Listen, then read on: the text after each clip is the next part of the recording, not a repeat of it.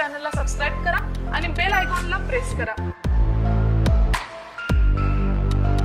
नाशिकमध्ये स्वातंत्र्य दिनाच्या दिवशी रिंग रोड बाधित शेतकऱ्यांनी आपल्या प्रलंबित मागण्यांसाठी आत्मक्लेश आंदोलन केलंय। नाशिक जिल्हाधिकारी कार्यालयासमोर झालेल्या या आंदोलनात शेतकऱ्यांनी काळे कपडे, काळे रिबीन आणि काळी टोपी परिधान करून शासन आणि प्रशासनाचं लक्ष वेधलंय। रिंग रोडसाठी बाधित झालेल्या शेतकऱ्यांच्या न्याय मागण्यांसाठी गेल्या अनेक दिवसांपासून लोकशाही मार्गाने संघर्ष सुरू आहे, मात्र अद्याप अपेक्षित तोडगा निघालेला नसल्याचा आरोप आंदोलनकर्त्यांनी केलाय।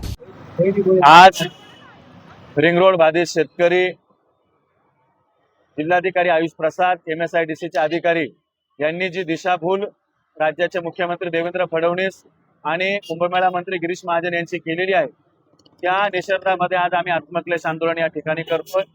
आमची मागणी राज्याचे मुख्यमंत्री त्या मागणीच्या दृष्टिकोनात सकारात्मक असताना या जिल्हाधिकारी आयुष प्रसादांना कुठली मस्ती आलेली आहे? हे हिटलरशाही पद्धतीनं का काम करताय?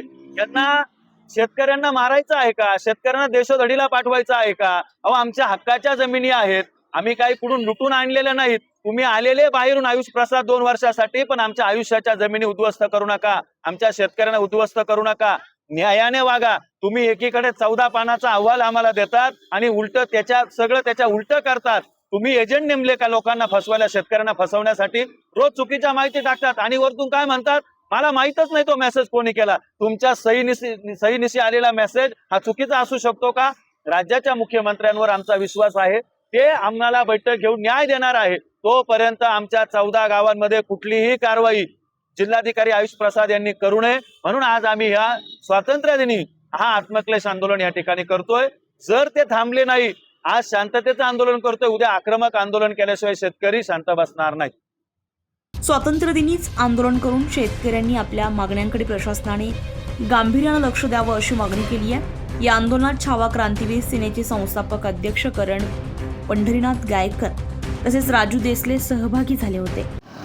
गेले 3 महिन्यापासून सातत्याने आंदोलकांची जी मागणी आहे या संदर्भात प्रशासन चर्चा करतं, मात्र कृती करताना त्याच्या विरोधातली भूमिका घेऊन काम करतायत। मुख्यमंत्री महोदयांची भेटीनंतर सुद्धा जोपर्यंत शेतकऱ्यांच्या मागण्यांच्या संदर्भात चर्चा होत नाही तोपर्यंत कोणती प्रक्रिया पुढे नेता कामा नये।